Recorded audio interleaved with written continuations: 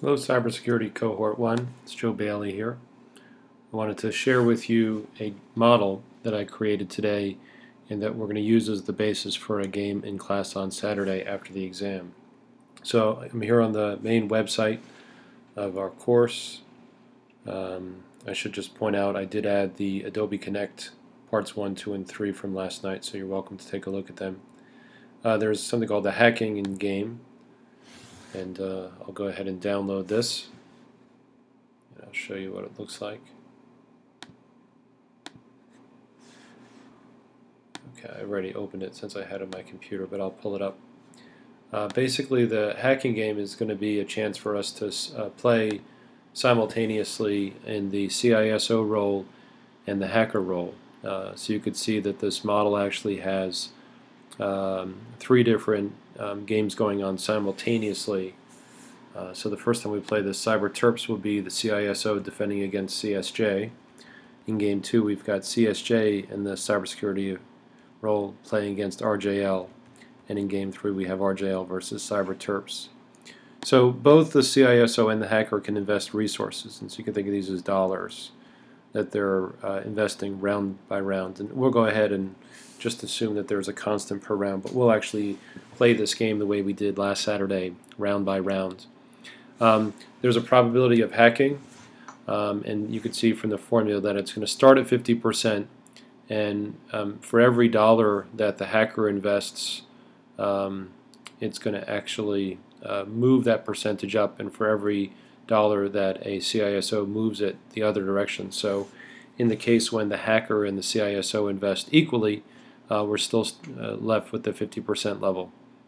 The reason why it's divided by 4,000 is we're going to start with that $2,000 penalty of getting hacked, and there's the CISO, of course, doesn't have any incentive to pay more than $2,000 if that's what they're going to get hacked. So $2,000 divided by 4,000 is 0.5, and that would move it up to maximum.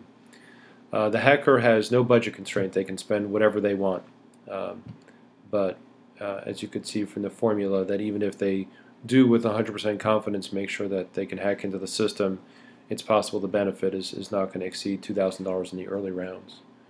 The standard deviation is just going to be the mean probability of hacking divided by 2, and we generate a random number, and the winner between these two pairing off against each other depends upon the mean and standard deviation. So if the random value is actually less than a standard deviation below the mean hacking probability, then the hacker wins, otherwise the CISO wins. And this game is played round by round. And the one thing I wanted to do with this model was actually demonstrate the feedback loop aspect of what's going on.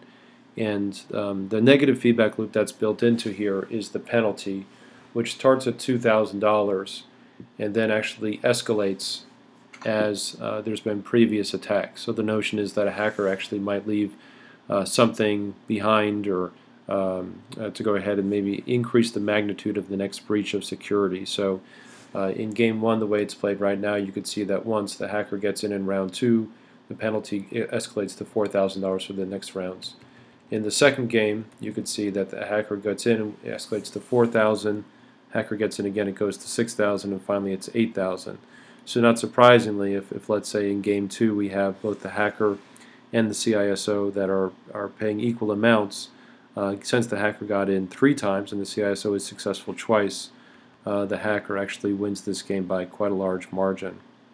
In the game 1, the hacker only gets in once and the CISO wins, and the same is true in game 3. So like I did in the screen last night for class, I'm just going to hit the F9 key and see how things change. Again, I'm not changing any of the bids. You can see Cyber Terps, RJL, Cyber Terps, CSJ, RJL. Now, as I'm doing this, I'm realizing that it's not CSJ, it's CSG. Sorry about that, team CSG. Okay. And again, we can hit function F9 and see how this changes. So I put this model up on the course website for you to take a look at. feel free to play around with this, but after the exam on Saturday morning, that we'll go ahead and play this game.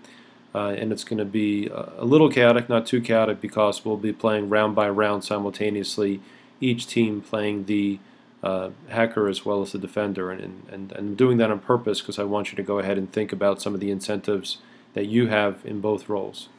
All right, thanks for your time, and we'll see you on Saturday.